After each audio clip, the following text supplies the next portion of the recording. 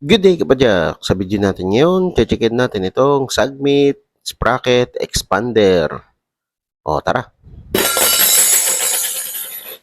Kung bago ka lang sa channel ko, huwag kalimutan mag-subscribe at i-click yung bell icon para notified ka sa mga future videos ko. Siyempre, leave a like na rin. Merry Christmas! So, syempre, ilalagay ko sa description below yung Shopee link kung saan ko to nabili. So, ganito yung kay Sagmit. Ganun din, gawa din siya sa aluminum 7075. Parehas lang din sa mga chainring natin. At dahil doon, ang timbang niya ay 75 grams. So, ganito naman yung mga ngipid niya. Parang all narrow lang, di ba? Tapos itong mga ram teeth niya, hindi ganun ka lalim. So, para gamitin tong Cog Expander, dapat meron ka munang 10-speed cassette. Parang ganito yung idea niyan. So, uunahin mo siyang ipasok sa prehab, tapos isusunod mo na yung 10-speed mo. Tapos, di ba dun sa 10-speed, merong mga maliliit na cog. So, dun sa 15 teeth, saka 17 teeth, mamimili ka dun kung alin yung gusto mong tanggalin. Tatanggalin mo yung hindi mo naman ginagamit. So, pili ka lang doon kung 15 o 17. Pag tinanggal mo na yun, kabit mo na tong the rest ng cassette, tapos so, ayan, meron ka ng upgraded 10-speed na naka-mega range.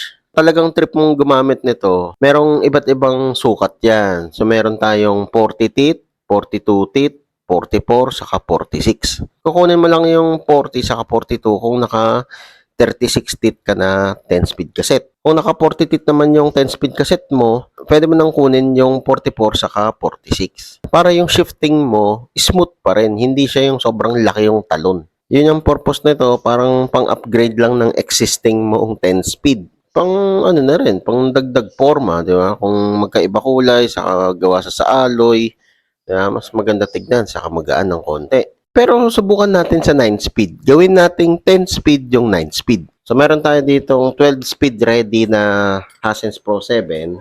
Lalagay natin yan. Wala nang mga spacer. Kabit natin to. And ito, yung 11 teeth. At yun na nga, hindi siya mag-i-interface kasi masyado na siyang makapal. Ayan. So, syempre, yung spacing kasi nito, yung indexing ng 9-speed, malalayo. Malayo yung space. Diba? Eh, dadagdagan mo pa nito, edi lalong hindi maglalak. Ayan, hindi siya naglock. Alam mo naman bawal to, di ba? Gagamitin mo pa. Sasaktan kita eh. Ito, pagpilitan natin. Tignan natin kung gagana siya sa 7-speed. Ha? Wag. Wag. Wag. Wag. So, itong 7-speed naging 8-speed na siya. Huwag mong subukan. Masisira ang buhay mo. Yun lang talaga maganda dito kasi programmable siya. So, yung mga minor na error, makukuha mo. Unlike sa mechanical na RD, ano yun, medyo mahirap itono. Pero doable, pero mahirap. Yun. Okay. Mambyo naman siya. Downshift natin. Alright.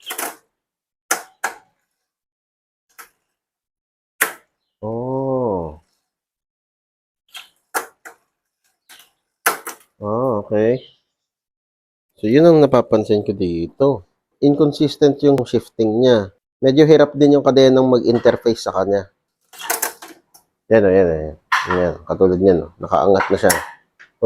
Gumagana, pero hindi ko recommend.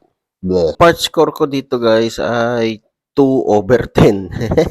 Ito nata yung pinakamababang part score ko dito. Para sa akin kasi, parang mas okay pang bumili na lang ng cassette o i-upgrade mo na lang yung buong drivetrain mo. So, kunyari, talagang gusto mo yung malaking-malaki, sabihin natin 46 teeth. Ganun din, i-upgrade mo rin yung RD mo kung sakaling hindi niya kaya yung 46 teeth. Hindi parang ganun din yung gastos. Kung talagang gustong-gusto niyo yung ganito, pang bling lang, pang forma lang, okay lang.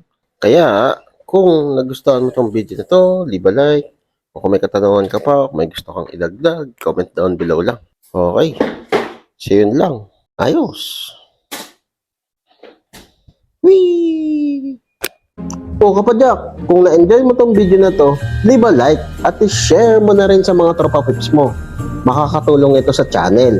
Kung gusto mo pang manood ng mga video, hindi tayo nauubusan. Meron tayong katulad nito, saka ito. Oh, nood na. Maraming salamat. See you next time. Merry Christmas!